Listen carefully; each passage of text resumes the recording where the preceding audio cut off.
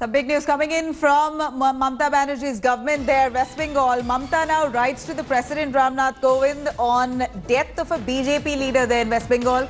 After BJP delegation met President and submitted a memorandum citing lawlessness in Bengal, Mamata has written to the President that the BJP delegation may have appraised him with distorted facts.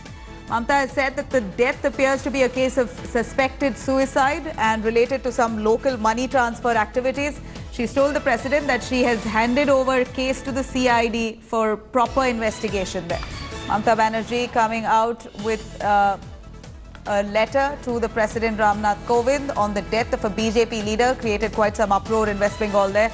BJP carried out protests accusing the Mamata Banerjee government of lawlessness. Now, Mamata Banerjee writing to the President saying that the BJP is presenting distorted facts to the President and says the death of the BJP leader is linked and appears to be a case of suspected suicide and related to some local money transfer. Let's quickly cut across to Paulami joining us for more details. Paulami, Mamata Banerjee there trying to stand corrected. She says that this is the BJP calling Mamata Banerjee government as lawless is just the BJP attempting to present distorted facts. She says that the BJP leader's death is prima facie linked to some money transfer activities.